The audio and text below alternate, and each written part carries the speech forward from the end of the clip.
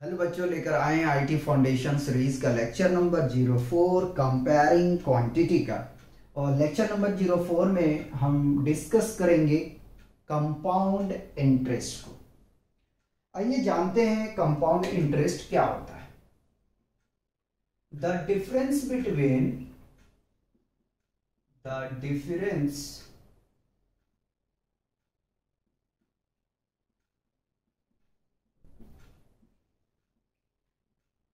between the amount and the money borrowed is called compound interest।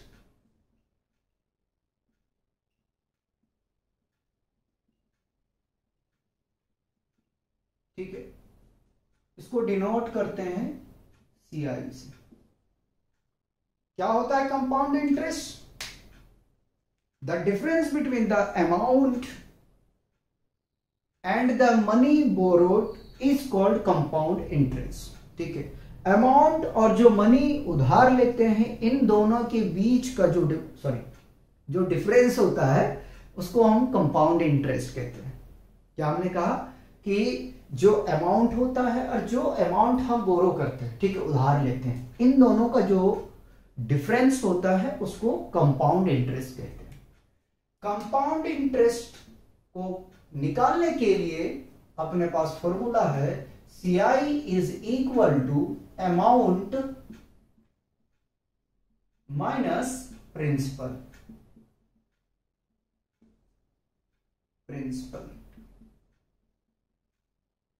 ठीक है, CI is equal to amount को represent करते हैं A से, प्रिंसिपल को रिप्रेजेंट करते हैं P से। तो ये तो CI निकालने का फॉर्मूला हो गया। ठीक है, अब अमाउंट को निकालने के लिए अलग अलग फॉर्मूले हैं। कहीं 1 साल का पूछ लिया, 2 साल का पूछ लिया, कहीं 6 महीने का पूछ लिया, कहीं क्वार्टरली पूछ लिया। ठीक है, और कभी ऐसा होगा कि ईयर जो होगा वो फ्रैक्शन में गिवन होगा, तो उसके लिए फॉर्मूला कौन सा होगा उसको भी डिस्कस करेंगे। ठीक है, और ऐसा भी हो सकता है कि हर एक रेट इंटरेस्ट का अलग अलग ईयर गिवन है, तो उसका भी फॉर्मूला देखेंगे। ठीक है, इस लेक्चर में बेसिकली अपने को डिस्कस करना है कंपाउंड इंटरेस्ट के सारे फॉर्मूले। सारे नहीं, यानी कि अपने जितना जरूरत पड़ेगा 5 तक हम करेंगे, 5-6। ठीक है, तो फर्स्ट देखते हैं कि when interest is compounded yearly. ठीक है, ईयरली। ठीक, अगर अपने पास में 1 ईयर का गिवन है, या तो ईयरली के जगह में हम लिखते हैं एनुअली, है ना, और अच्छा रहेगा। अगर हमें बोला जाए कि 1 ईयर का, 2 ईयर का, ठीक है, तो उसके लिए ये फॉर्मूला हम अप्लाई करेंगे जब हमारा इंटरेस्ट, ठीक है, कंपाउंड इंटरेस्ट एनुअल होगा, तो आप अप्लाई करेंगे amount is equal to principal into 1 plus rate divided by 100 into n। या तो इसी को आप रिप्रेजेंट कर सकते हो principal into 1 plus rate divided by 100 और t, where A is equal to amount and P is equal to principal।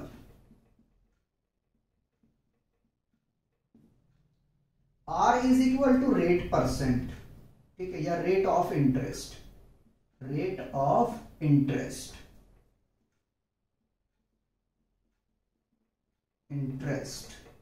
ठीक। और टाइम पीरियड क्या आपके पास में? ठीक है, एन ईयर। ठीक है, और अगर यहां से हम देखें तो टी है आपके लिए क्या, टाइम है, क्या है, टाइम पीरियड है, टाइम पीरियड।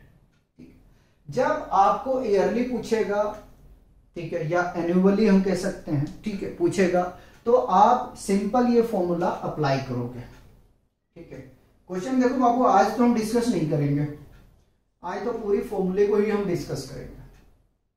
ठीक है, ये रिपीट नहीं करेंगे, जो डेटा था यहां पे हमने क्लियर कर चुके हैं। ठीक है, एन ईयर है, ठीक है, टी इक्वल टू, या तो आप टाइम लिख देता हूं यहां से, आपके लिए आसान हो जाएगा, टाइम, और ये आर है आपका, रेट तो लिख ही चुका हूं। ठीक है, चलो टाइम को हम यहां से रिप्रेजेंट कर देते हैं ताकि आपको कोई प्रॉब्लम नहीं आए। अगर हमारे पास में कंपाउंड इंटरेस्ट 6 मंथ का पूछ लिया जाए या हाफ ईयरली का पूछ लिया जाए तो उसके लिए क्या फॉर्मूला होगा वो देखते हैं। ठीक है, आ जाइए। When interest is compounded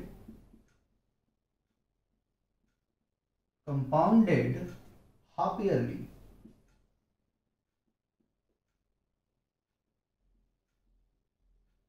then ठीक है, यहां भी लिख सकते हो, लेकिन यहां जगह है नहीं, रहने दो।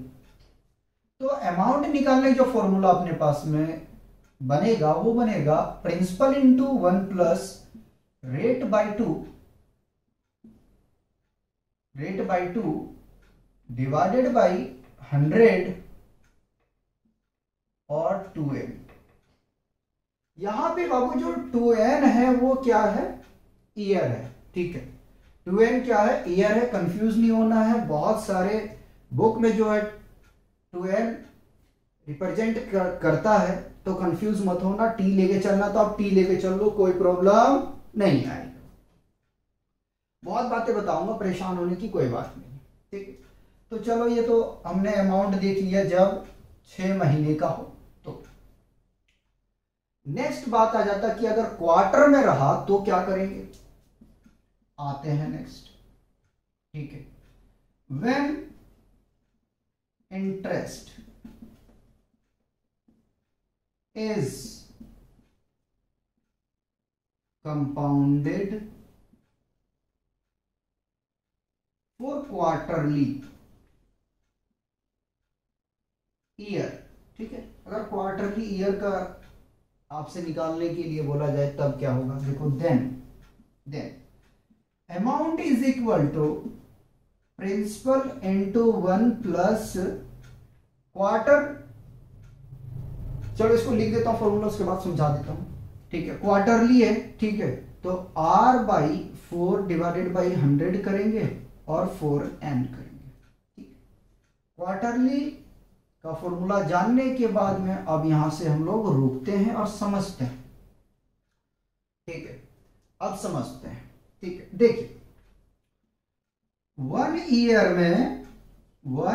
में 4 क्वार्टर होता है। ठीक है, अब वो क्वार्टर मत समझ लेना जो लोग चलाते हैं। ठीक है, क्वार्टरली, ठीक है, 4 क्वार्टर होंगे। ठीक है, यानी कि 3 महीने का आप काउंट करेंगे तो आपके 4 क्वार्टर होंगे। और अगर 2 ईयर में बात किया जाए बाबू तो 8 क्वार्टर होंगे। ठीक है, और अगर 6 मंथ में बात किया जाए, यहां मंथ लिख देता हूं ना, अगर 6 मंथ में देखा जाए तो 2 क्वार्टर होगा,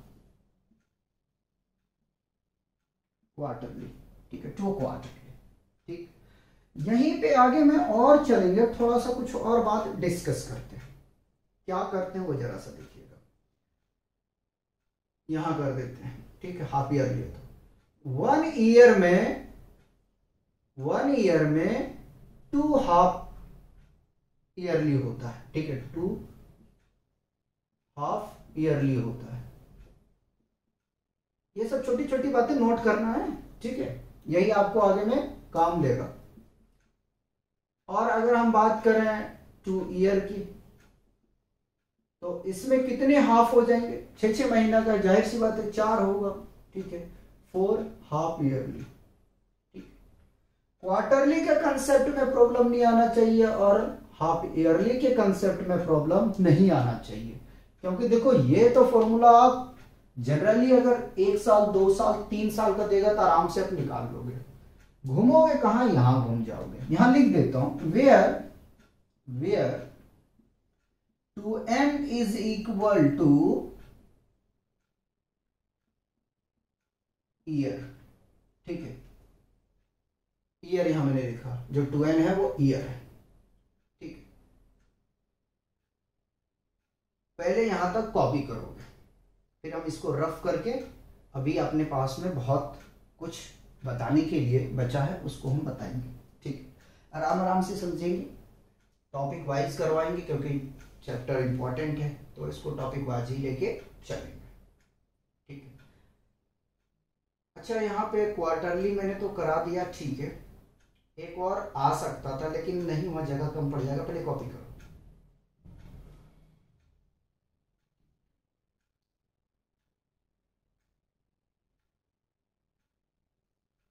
मिटा दिया जाए।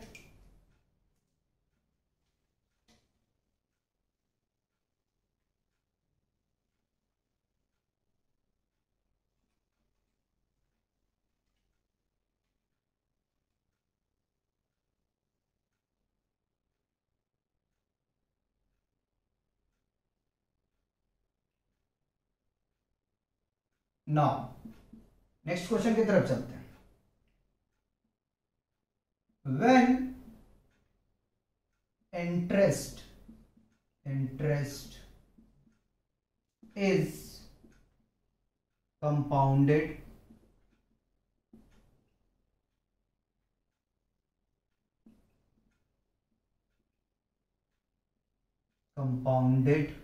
ठीक है, in fraction year, in fraction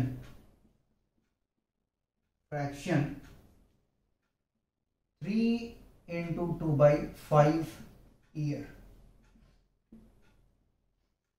then ठीक है, बहुत ज्यादा क्वेश्चन पूछा जाता है। ठीक है, रेलवे में और एसएससी सीजीएल में तो बहुत ज्यादा क्वेश्चन इसका आता है। ठीक है, 3 month 4 month quarterly half yearly, इसमें ज्यादा आता है हाफ ईयरली। ठीक है, इसमें क्वेश्चन बहुत ज्यादा आता है, सिंपल वाला तो कोई भी लगा देता है। ठीक, तो अमाउंट निकालने का जो फॉर्मूला बनेगा वो क्या बनेगा।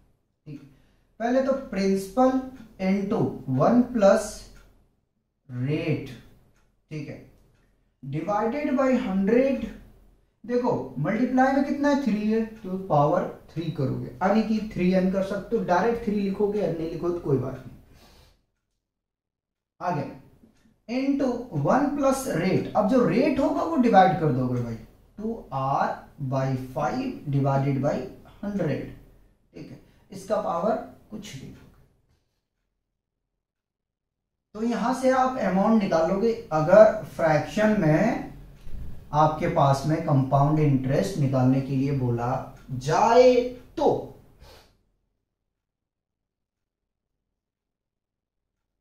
अब फिर सवाल एक बन जाता है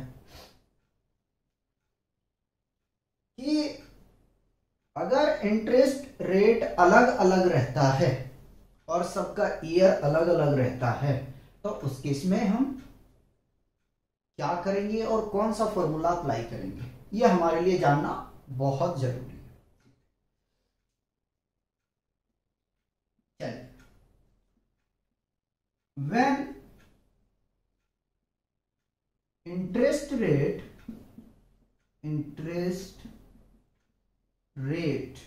आर different for different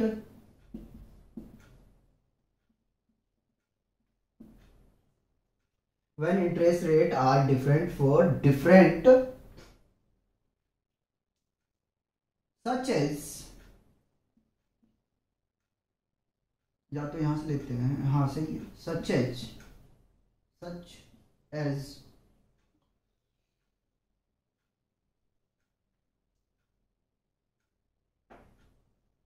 थोड़ा सा यार यहाँ ईयर लगा लो। ठीक है, डिफरेंट ईयर, थोड़ा और देखने में या तो देखने के इसका मीनिंग अच्छा आ जाएगा, ठीक है। When interest rate are different for different year सच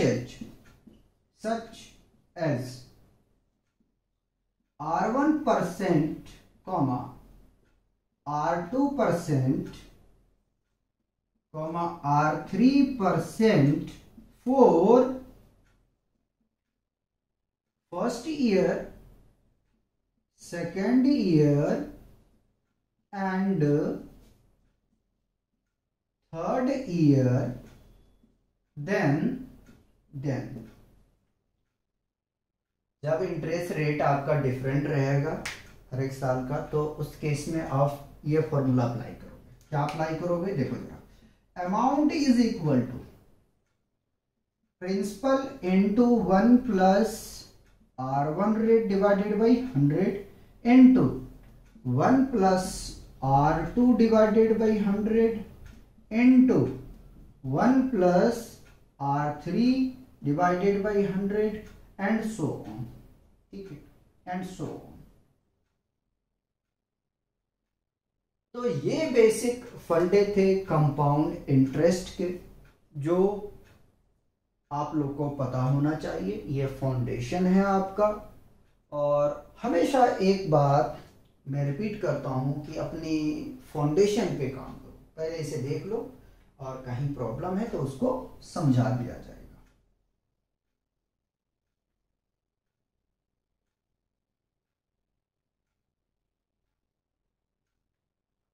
ठीक है, देखो पहले,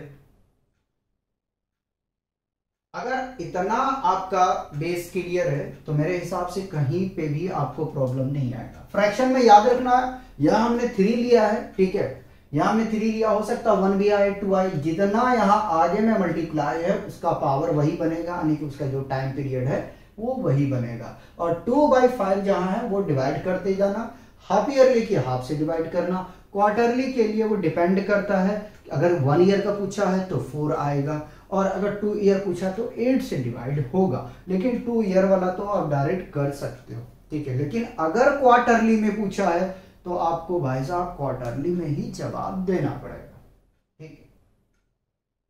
आगे अगर समझ में तो ये बताओ, ठीक है। तो कॉपी किया जाए इसे,